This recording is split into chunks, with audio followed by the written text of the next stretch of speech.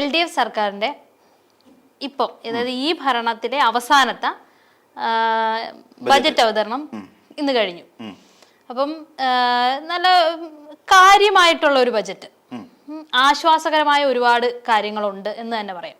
പക്ഷേ പ്രതിപക്ഷം ഇതിനെ ശക്തമായിട്ട് എതിർത്തിട്ടുണ്ട്. അതായത് പ്രതിപക്ഷം പറയുന്നത് ഇല്ല, അവരിതേ അധികാരത്തിലോട്ട് വരാൻ പോകുന്നു, അപ്പൊ അവരധികാരത്തിൽ വന്നതിന് ശേഷമായിരിക്കും യഥാർത്ഥ ബജറ്റ് അവതരണം ഉണ്ടാവുക എന്നാണ് അവർ പറയുന്നത്. 2026-27 വർഷത്തെ യഥാർത്ഥ ബജറ്റ് അവരധികാരത്തിൽ കയറിയതിന് ശേഷമാണ് വരാൻ പോകുന്നത് എന്ന് പറയുന്നു.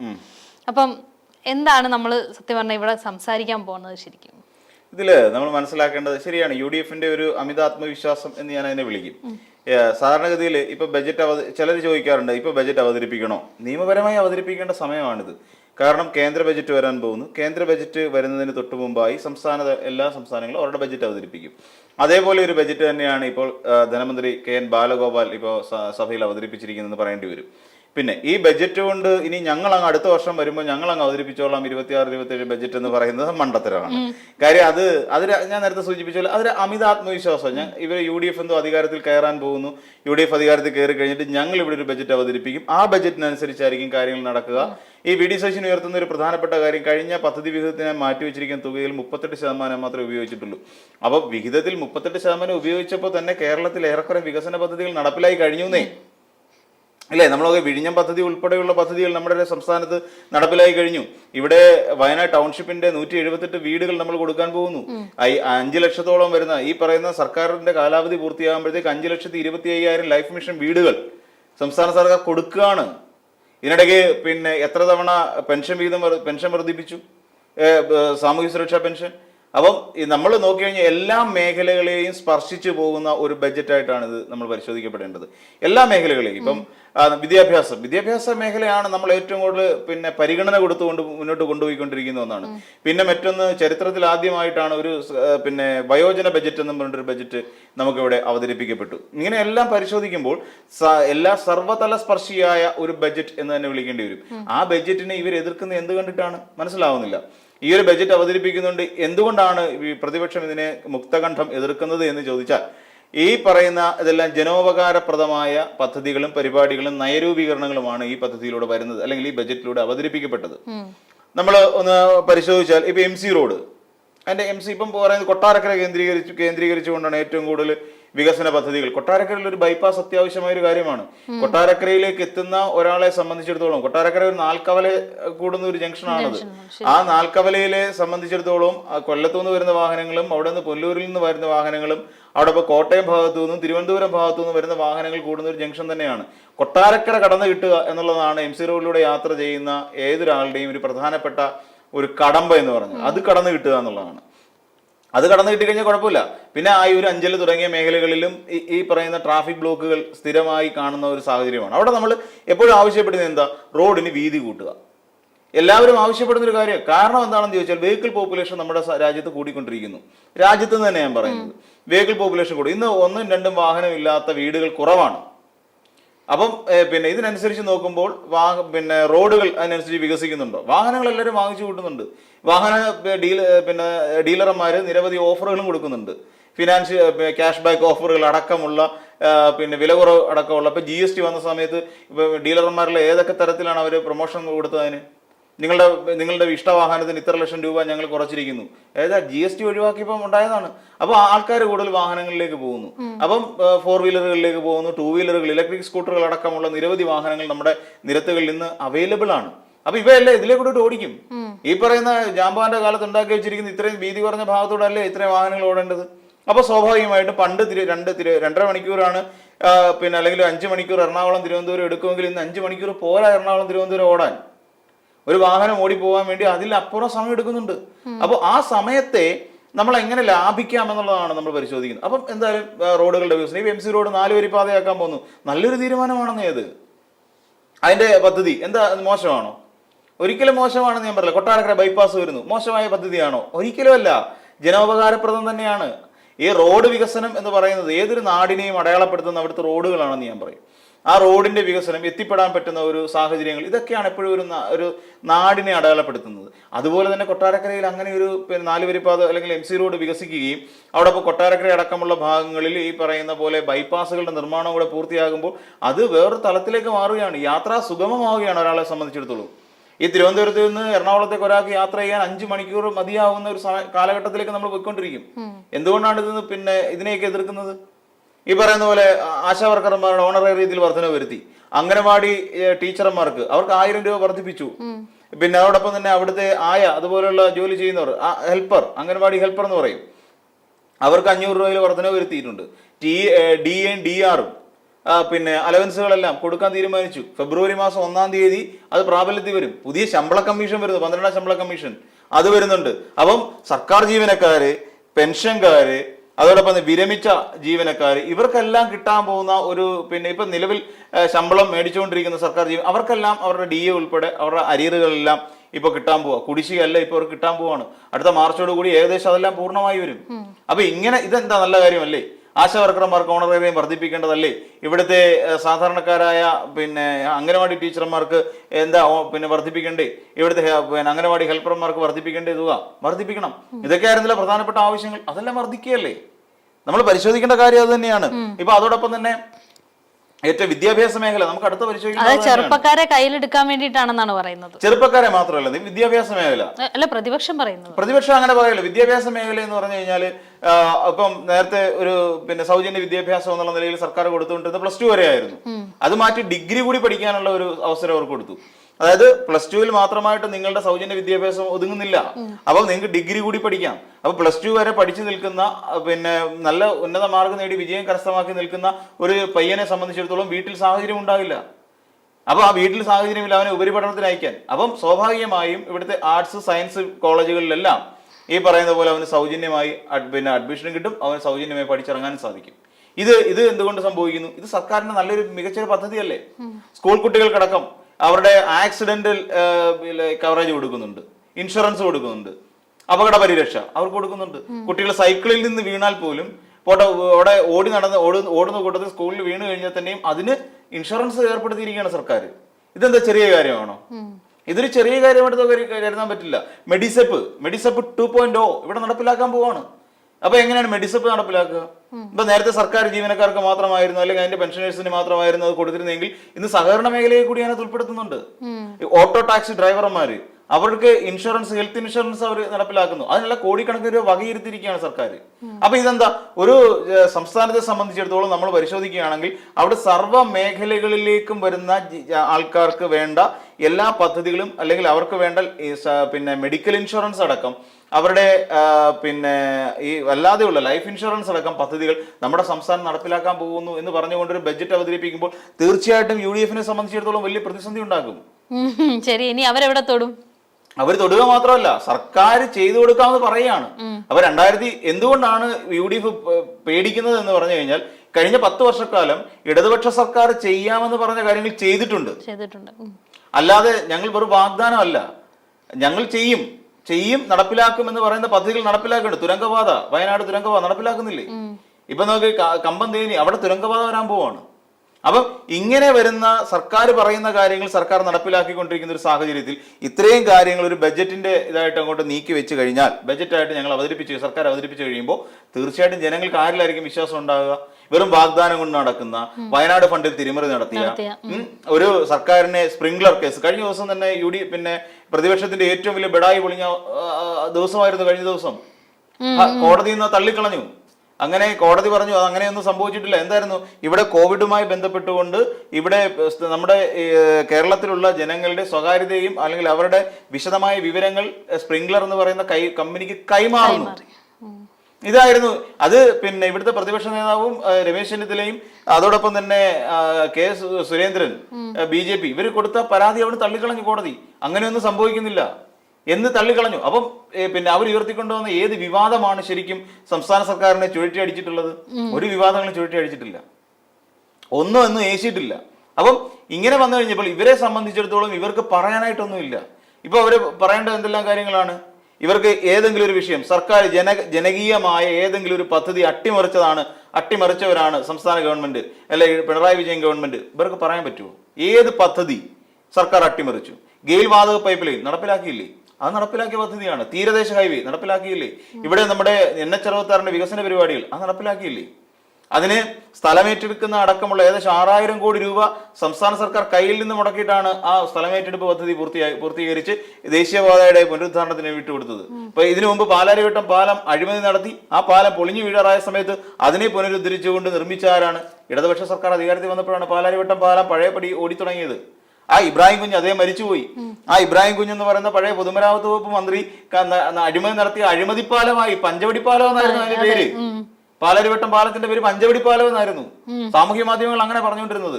കാരണം എന്താ? അവർക്ക് അഴിമതി നടത്താൻ വേണ്ടി ഒരു പാലം ഉണ്ടാക്കി ഇല്ലേ? ഇപ്പൊ നമ്മൾ നോക്കി, പിന്നെ വലിയഴീക്കൽ പാലമുണ്ട്. അഴീക്കൽ പാലം, അതായത് വലിയഴീക്കലിനെയും ചെറിയ അഴീക്കലിനെയും ബന്ധിപ്പിച്ചുകൊണ്ടുള്ള ഒരു അഴീക്കൽ പാലം. ഈ അഴീക്കൽ പാലം അവിടെ പിന്നെ രമേശ് ചെന്നിത്തല ഒരുപാട് ശ്രമിച്ച് നടന്നില്ല. അതിനുശേഷം പിന്നെ മുഹമ്മദ് റിയാസ് അധികാരത്തിൽ വന്നതിന് ശേഷം പാലം യാഥാർത്ഥ്യമായി. ആ പാലം വന്നപ്പോൾ അവിടെ ലൈറ്റ് ഹൗസ് വന്നു. അവിടുത്തെ ആ അഴീക്കൽ എന്ന് പറയുന്ന പ്രദേശത്തിന്റെ മുഖച്ഛായ തന്നെ മാറ്റിമറിക്കാൻ ആ ഒരു പാലം കൊണ്ട് സാധിച്ചു. അങ്ങനെ എത്ര പാലങ്ങൾ ഒരു നാൾ. ഇപ്പൊ പെരുമ്പടവത്ത് പാലം നിർമ്മിക്കാൻ പോവാണ്. പെരുമ്പടവം നിവാസികളുടെ ഏറ്റവും വലിയ ഒരു സ്വപ്നമായിരുന്നു അവിടെ ഒരു പാലം എന്ന് പറഞ്ഞാൽ. കാര്യം അവര് കടത്തിലാണ് യാത്ര ചെയ്തുകൊണ്ടിരുന്നത്. ആ കടത്ത് മാറി അവർക്ക് പാലം വരുമ്പോൾ എത്രയാണ് അവരുടെ ലാഭം?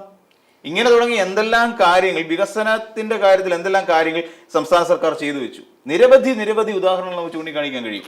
അവിടെ സ്കൂളുകൾ അടച്ചുപൂട്ടണം, കെട്ടിടങ്ങൾ ഇടിച്ചു നിരത്തണമെന്ന് പറഞ്ഞിട്ടിരുന്ന ഒരു സർക്കാരിൽ നിന്നും അതല്ല സർക്കാർ സ്കൂളുകൾക്ക് പച്ച പെയിന്റ് അടിക്കണമെന്ന് പറഞ്ഞ അബ്ദുറബ് എന്ന് പറയുന്ന മന്ത്രി ഉണ്ടായിരുന്നു, വിദ്യാഭ്യാസ വകുപ്പ് മന്ത്രി. അതേ വിദ്യാഭ്യാസ മന്ത്രി തന്നെ കുട്ടികളുടെ മുന്നിൽ മതനിരപേക്ഷത കാണിച്ചു കൊടുക്കേണ്ട ഒരു മന്ത്രി ഒരു വേദിയിൽ നിന്നുകൊണ്ട് വിളക്ക് കൊളുത്താൻ കഴിയില്ല എന്ന് പറഞ്ഞ മന്ത്രിയാണ്. വിളക്ക് കൊളുത്താൻ കഴിയില്ല, അത് ഞങ്ങളുടെ മതാചാര പ്രകാരം തെറ്റാണ് എന്ന് പറഞ്ഞ ഒരു മന്ത്രിയാണ് വിദ്യാഭ്യാസ മന്ത്രിയായിട്ട് നമ്മുടെ കേരളം ഭരിച്ചുകൊണ്ടിരുന്നത്. ഇത് കാണുന്ന കുട്ടികൾ എന്താ ചിന്തിക്കുക? മുസ്ലിം ആണെങ്കിൽ ഞാൻ മുസ്ലിമാണ്, ആ മുസ്ലിമായ ഞാൻ ഒരിക്കലും വിളക്ക് കൊളുത്താൻ പാടില്ല. ഒരു ഉദ്ഘാടന ചടങ്ങ് വിളക്ക് കൊളുത്താൻ നിഷേധിച്ചു. അങ്ങനെ വിളക്ക് കൊളുത്തുമായി ബന്ധപ്പെട്ട് വലിയ വിവാദം നമ്മുടെ സംസ്ഥാനത്തുണ്ടായി. അതാരാ ഉണ്ടാക്കിയത്? ഒരു വിദ്യാഭ്യാസ മന്ത്രിയാണ്. അതേസമയം പിന്നെ കഴിഞ്ഞ ദിവസം ടാട്ടിയല്ലോ വി ഡി സതീശൻ, ആ വിദ്യാഭ്യാസ മന്ത്രി വയനാട്ടിൽ കാണിച്ചത് എന്താ? അവിടെ പിന്നെ മുണ്ടക്കയിൽ സ്കൂളിൽ നിന്നും പിരിഞ്ഞുപോയ ഒരു ശാലിനി എന്ന് എന്തോ മറ്റോ ആ ടീച്ചറിന്റെ പേര്, ആ ടീച്ചർ അവിടെ നിന്ന് പിരിഞ്ഞു പോയതല്ല, ഇതായി അവിടുന്ന് ട്രാൻസ്ഫർ ആയി മാനന്തവാടിയിലേക്ക്. മാനന്തവാടിയിലേക്ക് ട്രാൻസ്ഫർ ആയ സമയത്ത് അവിടെ സ്കൂളിലേക്ക് സന്ദർശനം നടത്തിയായിരുന്നു ശിവൻകുട്ടി മന്ത്രി. ശിവൻകുട്ടിയുടെ കുട്ടികൾ പറഞ്ഞ ഒറ്റ കാര്യം ഉണ്ടായിരുന്നുള്ളൂ, ഞങ്ങളുടെ വിദ്യാഭ്യാസ മേഖല പരിഷ്കരിക്കുന്നതിനെ കുറിച്ചൊന്നുമില്ല കുട്ടികൾ പറഞ്ഞത്. അവരുടെ ഒരു ആവശ്യം, അവരുടെ കൂടെ താങ്ങും തണലും പോലെ നിന്ന് ഞങ്ങളുടെ ശാലിനി ടീച്ചറെ ഞങ്ങൾക്ക് തിരിച്ചു വേണം.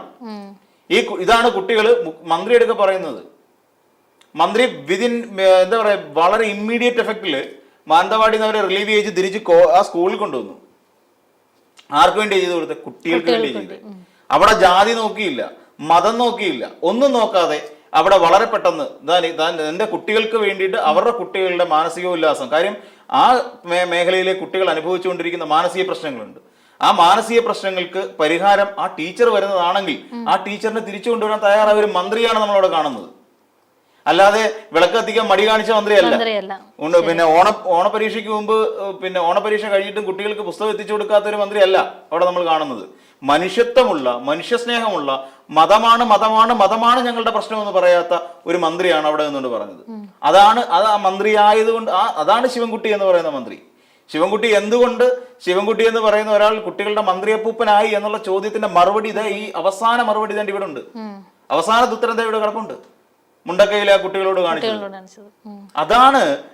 അതുകൊണ്ട് ഇത്തരത്തിലുള്ള പ്രവർത്തനങ്ങൾ കാരണം വിദ്യാഭ്യാസ മേഖല മുൻപൊന്നും ഇല്ലാത്ത വിധത്തിലേക്ക് അത് വലിയൊരു നിലവാരത്തിലേക്ക് ഉയർന്നുകൊണ്ടിരിക്കുന്ന ഒരു കാലഘട്ടം. ഇതിന് കഴിഞ്ഞു പോയ 5 വർഷക്കാലം അല്ലെങ്കിൽ 10 വർഷക്കാലം നമ്മൾ എന്തെല്ലാം പ്രതിസന്ധികളെ തരണം ചെയ്തു. 18-ലുണ്ടായ പിന്നെ പ്രളയം, അവിടെ നിന്ന് ഇങ്ങോട്ട് വരുമ്പോൾ നമ്മളെ തൊട്ട് പിന്നാലെ 22 വർഷം കഴിഞ്ഞ് അതിനു മുമ്പ് നിപ്പ വന്നു തുടങ്ങി. ആ നിപ്പ കഴിയുന്നു, പ്രളയം വരുന്നു, ഉടനെ കോവിഡ് വരുന്നു. ഈ കാലത്തെല്ലാം നമ്മളുടെ കൂടെ ഒരു സർക്കാർ ഉണ്ട് എന്ന് കാണിച്ചു തരികയായിരുന്നു ശരിക്കും പിണറായി വിജയൻ സർക്കാർ ചെയ്തത്, നമ്മുടെ ഇടത് സർക്കാർ ചെയ്തത്. നമുക്കെന്താ, നമ്മൾ വീട്ടിലിരിക്കുന്ന സമയത്ത് നിങ്ങൾ വിശന്നിരിക്കണ്ട, ഭക്ഷ്യക്കിറ്റുകൾ നമ്മുടെ വീട്ടിലേക്ക് എത്തിച്ചു. ഇവിടുത്തെ യുവജന സംഘടനകൾ എല്ലാവരും പട്ടിണി കിടക്കുന്ന, ശമ്പളം മേടിക്കാത്ത, ജോലി നഷ്ടപ്പെട്ടു പോയ അല്ലെ ജോലിക്ക് പോകാൻ കഴിവില്ലാത്തവരുടെ വീടുകളിലേക്ക് ഭക്ഷ്യക്കിറ്റുകൾ എത്തിച്ചു കൊടുത്തു, പച്ചക്കറി അരി അടക്കം എത്തിച്ചു കൊടുത്തു. ഇങ്ങനെ ചെയ്തുകൊണ്ട് പോയ ഒരു സർക്കാർ പറയുന്ന കാര്യങ്ങൾ ചെയ്യുമെന്ന് ജനങ്ങൾക്ക് ഉറപ്പുണ്ട്. അപ്പൊ ഈ പദ്ധതി, അതായത് ഇത്രയും വരുന്ന ടാക്സി, ഓട്ടോറിക്ഷ തൊഴിലാളികൾക്കടക്കം അവരുടെ ഇൻഷുറൻസ് പരിരക്ഷ ഹെൽത്ത് ഇൻഷുറൻസ് അടക്കമുള്ള പരിരക്ഷ ഉറപ്പാക്കുന്നു. ഇതെല്ലാം ഉറപ്പാക്കിക്കൊണ്ട് ഇത്രയും വലിയൊരു പദ്ധതി പ്രഖ്യാപിക്കുമ്പോൾ കുട്ടികളുടെ, സ്കൂൾ കുട്ടികളുടെ പിന്നെ അവരുടെ അപകട ഇൻഷുറൻസ് പോലും നൽകാൻ തയ്യാറായിക്കൊണ്ട് അതിനും തുക മാറ്റി വെച്ചുകൊണ്ടിരിക്കുന്ന ഒരു സർക്കാർ, ആ സർക്കാർ ഇത്രയും കാര്യം പറഞ്ഞാൽ ജനങ്ങൾക്ക് ഉറപ്പുണ്ടെന്ന് ഇത് ഞങ്ങൾക്ക് ചെയ്തു തരുമെന്ന്. അതിനകത്ത് ബഡ്ജറ്റ് വരെ കാത്തിരിക്കണ്ട, അടുത്ത സർക്കാർ വരുന്നവരെ കാത്തിരിക്കണ്ട, അവർ ഇപ്പൊ തന്നെ തുടങ്ങും. കാര്യം എന്താണെന്ന് ചോദിച്ചു കഴിഞ്ഞാൽ ഇടതുപക്ഷം അങ്ങനെയാണ്, ജനങ്ങൾക്കൊപ്പം നിൽക്കുന്ന ഒരു സർക്കാരാണെന്ന് ജനങ്ങൾക്ക് ബോധ്യപ്പെട്ട് കഴിഞ്ഞതേ. അതുകൊണ്ടാണ് UDF ഇത്ര വെപ്രാളം. VD സതീശൻ എങ്ങനെയെങ്കിലും ഇത് ബ്ലോക്ക് ചെയ്യണം, VD സതീശൻ എങ്ങനെയെങ്കിലും ഇത് നശിപ്പിച്ചു കളയണം, ഇതൊന്നും അല്ല സത്യം എന്ന് ജനങ്ങളുടെ മുമ്പിൽ പറയണം. അതിനു വേണ്ടിയിട്ട് സതീശൻ നടത്തിക്കൊണ്ടിരിക്കുന്ന ശ്രമങ്ങളാണ്. കാരണം എല്ലാ അടവും പയറ്റി. ഈ കഴിഞ്ഞ പിന്നെന്താ തദ്ദേശ തെരഞ്ഞെടുപ്പ് പിടിക്കാൻ വേണ്ടി ശബരിമല ഇറക്കി കളിച്ചു. രണ്ടാമത് നമ്മൾ പരിശോധിക്കുകയാണെന്നുണ്ടെങ്കിൽ അത് കഴിഞ്ഞ് മതം ഇറക്കി കളിച്ചു, വർഗീയത. കഴിഞ്ഞ ദിവസം ഒരു പുതിയ സർവേ വന്നിട്ടുണ്ട്, ന്യൂ പോൾ സർവേ. ആ ന്യൂ പോൾ സർവേയിൽ പിണറായി വിജയനാണ് മുഖ്യമന്ത്രിയാകാൻ ഏറ്റവും യോഗ്യനെന്നും പറഞ്ഞിട്ട് അടയാളപ്പെടുത്തിയിട്ടുണ്ട്. അതിൽ ജനങ്ങൾ പറയുന്ന ഒരു പ്രധാനപ്പെട്ട ഒരു കാര്യം, UDF 53 സീറ്റ് വരെയൊക്കെ പരമാവധി കിട്ടും, 47-53 തോന്നുന്ന റേഞ്ച്. അപ്പൊ അത്രേ UDF സീറ്റ് കിട്ടാൻ സാധ്യതയുള്ളൂ. അങ്ങനെ സീറ്റ് കിട്ടുന്ന സാഹചര്യത്തിൽ പോലും UDF വരുന്നതിന് ജനങ്ങൾക്ക് ഭയമാണെന്നാണ് ജനം പറയുന്നത്. എന്തുകൊണ്ടാണ്? UDF വന്നാൽ ഇവിടെ വലിയ രീതിയിൽ വർഗീയമായ ഒരു ധ്രുവീകരണം സംസ്ഥാനത്തുണ്ടാകും. അപ്പൊ അങ്ങനെ വർഗീയ ധ്രുവീകരണം ഉണ്ടാകുന്നത് കൊണ്ട് അതിനെ ഞങ്ങൾ ഭയക്കുന്നു. പക്ഷെ ഇടതുപക്ഷം വന്നാൽ തീർത്തും അത് മതനിരപേക്ഷമായ ഒരു സർക്കാർ ആയിരിക്കും ഇവിടെ ഉണ്ടാവുക എന്ന് ജനങ്ങൾക്ക് ബോധ്യപ്പെട്ടു. ജനങ്ങൾ അവരുടെ അഭിപ്രായം പ്രകടിപ്പിച്ച കൂട്ടത്തിൽ ഏകദേശം 70,000-ലധികം ആളുകളുടെ അഭിപ്രായം എടുത്തുകൊണ്ടാണ് ഇങ്ങനെ സർവേ രൂപീകരിച്ചത്. ആ സർവേയിൽ നിന്ന് അവർ മനസ്സിലാക്കിയ കാര്യം, ജനങ്ങൾ പറയുന്ന കാര്യം ഇതാണ്: ഇവിടെ ഇങ്ങനെ UDF അധികാരത്തിൽ വന്നാൽ മതനിരപേക്ഷത തകർന്നു പോകും, വർഗീയമായ ഒരു ധ്രുവീകരണം ഇവിടെ ഉണ്ടാകും. ഇത് ജനങ്ങൾ ചിന്തിച്ചു തുടങ്ങിയിരിക്കുന്നു. അതുകൊണ്ടാണ് ഇടതുപക്ഷത്തിന് ഇത്രയേറെ പ്രാധാന്യം കിട്ടുന്നത്. അപ്പോ ഈ മതം ഇറക്കി കളിച്ചു, ശബരിമല ഇറക്കി കളിച്ചു, ഇങ്ങോട്ട് വന്നിട്ട് ഏറ്റവും ഒടുവിൽ പിന്നെ സോണിയാഗാന്ധി ആ ചീട്ട് ഇറക്കി കളിക്കുന്നു, ഉമ്മൻചാണ്ടിയുടെ ചീട്ട് ഇറക്കി. ഉമ്മൻചാണ്ടിയുടെ ചീട്ട് വെച്ചിട്ട് അവിടെ പിന്നെ ഇവിടെ പത്തനാപുരം സീറ്റ് പിടിക്കാൻ വേണ്ടി, പത്തനാപുരത്ത് ജ്യോതികുമാർ ചാമക്കാലയായിരുന്നു പരാജയപ്പെട്ട നേതാവ്. ജ്യോതിക്ക് രണ്ടാമത്തെ അവസരം കൊടുക്കാൻ വേണ്ടിയിട്ട് ചാണ്ടി ഉമ്മൻ തന്നെ രംഗത്തിറങ്ങിയിട്ട് ഉമ്മൻചാണ്ടി കാർഡ് ഇറക്കി. അപ്പൊ ഇറക്കാൻ പറ്റുന്ന കാർഡുകളെല്ലാം ഇങ്ങനെ നിരന്തരം ഇറക്കിക്കൊണ്ടിരിക്കുകയാണ് UDF. അതിനെല്ലാം വെട്ടി പോവുകയാണ്. അപ്പൊ അങ്ങനെ വെട്ടി പോകുമ്പോഴാണ് ഇടുത്തി പോലെ പുതിയ ബജറ്റും വന്നു. പുതിയ ബജറ്റ് വന്നപ്പോൾ ഈ ബജറ്റ് വെപ്രാളമായി. കാരണം ഈ ബജറ്റ് നടപ്പിലായി കഴിഞ്ഞാൽ കേരളത്തിന്റെ മുഖച്ഛായ മാറുന്നു. ജനങ്ങളുടെ പകുതിയിലേറെ പ്രശ്നങ്ങൾ, 3/4% പ്രശ്നങ്ങൾ പരിഹരിക്കപ്പെടുന്നു. അപ്പോ അങ്ങനെയല്ലേ ജനങ്ങൾക്ക് വേണ്ടി. ഇപ്പൊ തന്നെ കണക്ട് വർക്ക്, അതിനും വിഹിതം മാറ്റി വെച്ചു കഴിഞ്ഞു. എന്നാലും കണക്ട് വർക്ക് എന്ന് പറഞ്ഞൊരു പദ്ധതി എവിടെയെങ്കിലും അവതരിപ്പിക്കപ്പെട്ടിട്ടുണ്ടോ? വിദ്യാഭ്യാസം ചെയ്ത് നിൽക്കുന്ന, ജോലി നേടും വരെ അവർക്കൊരു സ്റ്റൈപ്പൻഡ് മാസാമാസം ഒരു 1000 രൂപ പോക്കറ്റ് മണി എന്നുള്ള നിലയിൽ കൊടുക്കുന്ന ഒരു സർക്കാർ, വീട്ടമ്മമാർക്ക് പെൻഷൻ കൊടുക്കുന്ന സർക്കാർ, അവർക്ക് 35 വയസ്സ് പൂർത്തിയായി 60 വയസ്സ് വരെ അവർക്ക് കിട്ടാൻ പോകുന്ന ഒരു തുകയുണ്ട്. എന്താണ് സംഭവം? 2000 ഒരു പ്രായമായ മുത്തശ്ശനും മുത്തശ്ശിയും 4000 രൂപ. ഒരു വീട്ടിൽ ഒരു പിന്നെ ചേച്ചിയുണ്ട്, ആ ചേച്ചിക്ക് ഒരു 35 വയസ്സ് കഴിഞ്ഞു, 60-നിടയ്ക്ക് പ്രായം, ഒരു 1000 രൂപ, 5000 രൂപയായി. ഇനി ഒരു ചെറുപ്പക്കാരനുണ്ട്, ഒരു പയ്യൻ, അവന് ജോലി ആയിട്ടില്ല, 1000 രൂപ. ഒരു കുടുംബത്തിന് എത്ര രൂപയുടെ വരുമാനമായി? 6000 രൂപയുടെ വരുമാനം ആയിക്കഴിഞ്ഞിരിക്കുന്നു. അപ്പൊ തന്നെ ഇതാണ് സർക്കാർ. ജനങ്ങൾക്ക് വേണ്ടിയിട്ട്, ജനങ്ങളെ സേവിക്കാൻ വേണ്ടിയിട്ടുള്ളതാണ് സർക്കാർ, അവരെ ദ്രോഹിക്കാൻ വേണ്ടിയിട്ടുള്ളതല്ല എന്ന് നമ്മളെ കൊണ്ട് പറഞ്ഞ് പഠിപ്പിക്കുന്ന, അല്ലെങ്കിൽ നമുക്ക് മാതൃക കാണിച്ചു തരുന്ന ഒരു സർക്കാരാണിത്. ഇവിടെ നമുക്ക് അരി ഇവിടെ വിതരണം ചെയ്തതിന് റേഷനരിക്ക് പൈസ കണക്ക് പറഞ്ഞ് മേടിക്കുന്ന സർക്കാർ അല്ല നമുക്കുള്ളത്. ഇത് കെ രാജന്റെ പുതിയ പ്രഖ്യാപനം വന്നിട്ടുണ്ട്. മുണ്ടക്കൈ ചൂരൽമലയിൽ ദുരന്തബാധിതരുടെ പിന്നെ വായ്പ 10 ലക്ഷത്തിന് മുകളിലും താഴെയുമുള്ള വായ്പകൾ എഴുതിത്തള്ളും എന്ന്, അതിനുവേണ്ടി തുക മാറ്റിവെക്കും എന്നുള്ള കാര്യം കെ രാജൻ, റവന്യൂ മിനിസ്റ്റർ, കഴിഞ്ഞ ദിവസം പ്രഖ്യാപിച്ചു. ഇത്രയൊക്കെ ചെയ്താൽ പോരെ സർക്കാർ? അപ്പൊ ഇതെല്ലാം ചെയ്തു കൊടുത്തിരിക്കുന്ന ഒരു സർക്കാരാണ് നമുക്ക് പിന്നെ ഇടതുപക്ഷത്തിന്റെ സർക്കാർ ഇപ്പൊ നിലവിലുള്ളത്. UDF വന്നാൽ ഇതൊക്കെ കിട്ടുമെന്ന് ആരെങ്കിലും പ്രതീക്ഷിക്കുന്നുണ്ടോ? അഴിമതിയിൽ മുങ്ങിക്കുളിച്ചിരിക്കുന്നവരാണ് UDF. വയനാട് ഫണ്ട് തട്ടിപ്പ് അവരുടെ കയ്യിൽ നിന്ന് പറ്റിയല്ലേ? അത് യൂത്ത് കോൺഗ്രസും പറ്റിച്ചു, കോൺഗ്രസും പറ്റിച്ചു. എന്നിട്ട് മഹാപഞ്ചായത്ത് എന്ന് പറഞ്ഞൊരു പരിപാടി നടത്തിക്കൊണ്ട് അവിടെ ഏതോ ഒരുത്തൻ എന്തുകൊണ്ടാണ് പിന്നെ ബംഗാൾ വികസിക്കാത്തത്, കേരളം വികസിച്ചുകൊണ്ടിരിക്കുന്നല്ലോ എന്നൊരു ചോദ്യം ചോദിച്ചു. ആ പറയുന്ന ഒരു പിന്നെ ചെറുക്കന്റെ കയ്യിൽ നിന്ന്, യുവാവിന്റെ കയ്യിൽ നിന്ന് മൈക്ക് തട്ടിപ്പറിച്ച് കോൺഗ്രസ് നേതാക്കന്മാർ മാറ്റിക്കൊണ്ടുപോയി. എന്നിട്ട് പറഞ്ഞ നിങ്ങൾ തൊഴിലുറപ്പ് പദ്ധതിയെ കുറിച്ച് ചോദിക്കാൻ. സ്ക്രിപ്റ്റഡ് ആയിരുന്നു മഹാപഞ്ചായത്ത് എന്ന പരിപാടി. അത്രയും സ്ക്രിപ്റ്റഡ് ആയിട്ട് നടത്തിയ പരിപാടിക്കകത്താണ് മറ്റേ ഒരു ചെക്കിന്റെ ഫോട്ടോ വലുതായിട്ട് അച്ചടിച്ചിട്ട് 1,05,000 1,05,00,000 രൂപ എന്ന് പറഞ്ഞിട്ട് യൂത്ത് കോൺഗ്രസ്സുകാർ പിന്നെ കോൺഗ്രസിന്റെ കൈ കൊടുക്കുന്നത്. ആര് വിശ്വസിക്കും അതിനകത്ത് പൈസ ഉണ്ടോ ഇല്ലയോ എന്നുള്ളത്? നമ്മൾ സ്വാഭാവികമായിട്ട് നമ്മൾ ചിന്തിച്ചാൽ മതി. യൂത്ത് കോൺഗ്രസ്സുകാരുടെ കയ്യിലേക്ക് ചെക്കിന്റെ പടം കൈമാറുന്നു. ആർക്കും ചെയ്യാം. 500 രൂപ എടുത്ത് അതിന്റെ പ്രിന്റ് കിട്ടും. ഒരു പ്രിന്റ് ഒരു ചെറിയ പ്ലാസ്റ്റിക്കിന്റെ ബോർഡിൽ അടിപ്പിച്ചാൽ മാത്രം മതി. 500 രൂപയുടെ ചെലവ്. ഈ 500 രൂപയുടെ ചെലവിൽ ജനങ്ങളെ പൊട്ടന്മാരാക്കിയത് 1,05,00,000 കണക്കിലാണ് ജനങ്ങളെ പൊട്ടന്മാരാക്കിയത്. അങ്ങനെ ഒരു തുകയുണ്ടോ?